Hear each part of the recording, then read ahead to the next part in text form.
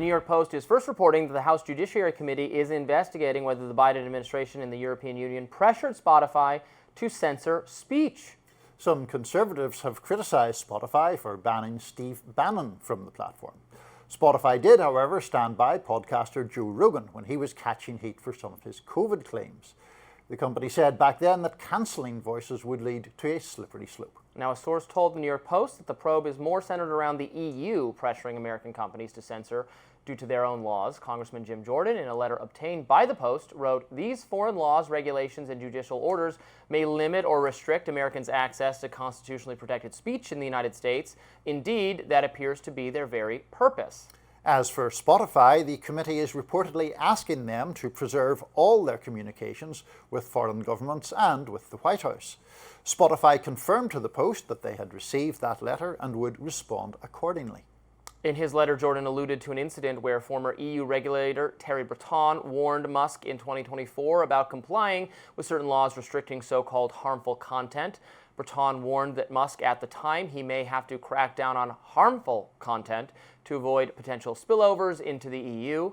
Breton wrote in part at the time, "We are monitoring the potential risks in the EU associated with the dissemination of content that may incite violence, hate, and racism in conjunction with major political or societal events around the world, including debates and interviews in the context of elections."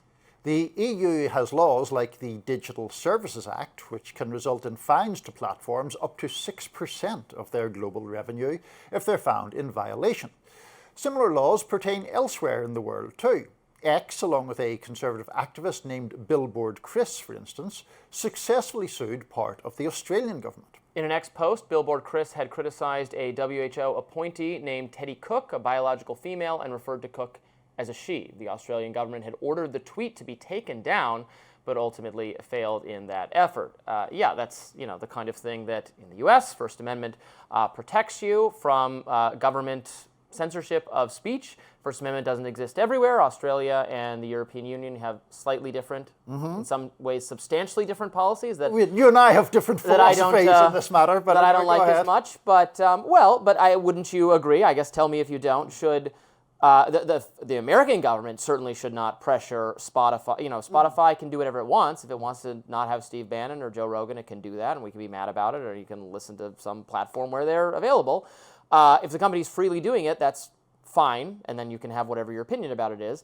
If the U.S. government is, the U.S. government can say, we'd rather Steve Bannon is not on the platform. Joe Biden can say that, and I think it's really bad, and it's coming up to the line of violating the First Amendment, but the Supreme Court said it doesn't explicitly violate the First Amendment.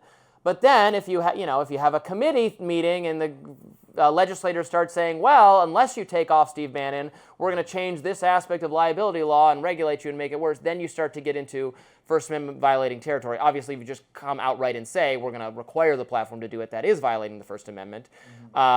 What the European Union did would violate the First Amendment, but they're not subject to the First Amendment, so They can do whatever they can do whatever they want within reason. I can still think it's pretty bad. Yeah, I mean, you can certainly think it's pretty bad. That you definitely have that freedom. Steve Bannon is a voice for restraint in foreign global conflict against Iran. I think it's better for us that he's on Spotify or whatever else. He was not banned from Spotify for his voice of restraint on wars overseas. He was banned on Spotify for making threats against Anthony Fauci and Chris Wray, who he said that he would go further than Trump and he would get heads on pikes, naming those two guys, which is obviously a threat. It is obviously inflammatory language. Now, that's why he was banned. In relation to Jim Jordan's efforts, the thing that I find perplexing about it is Spotify is headquartered in Sweden, and the EU, as we both agree, I think, can make whatever laws the EU wishes to governing its own territory.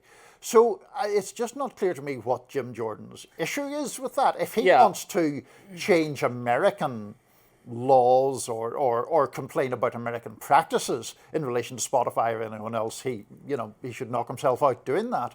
But to make an argument against a European-based company on the basis of what the European Union is ruling, it's not really any business. Spotify is not, for that reason, Spotify is not the best example to use. I really do I am annoyed by European regulators trying to tell American companies what their speech policy should be, like X, like Facebook.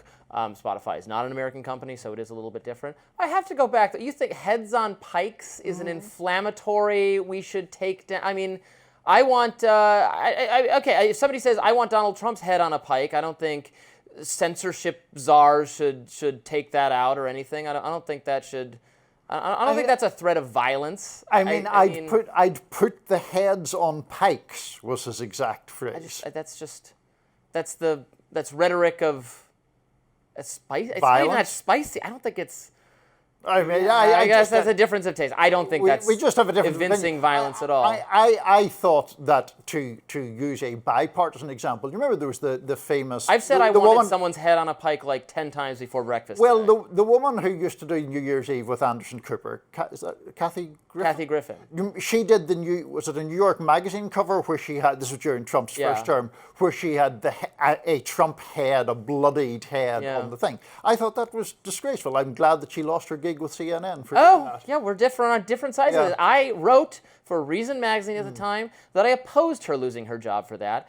I think that was more because it had a physical, graphic component that was worse because there was actually some like kind of fake blood on the head. It had a, I think that was more inflammatory, but I did not think she should lose her job over that. I mean, isn't this what what liberals are complaining about right now with, Paramount and whether South Park will be allowed to keep criticizing Trump? We've been talking about that. I don't know if you saw the latest episode, had like AI generated naked Trump in the desert, and I didn't think it was funny at all, and it was really gross, but they should do it.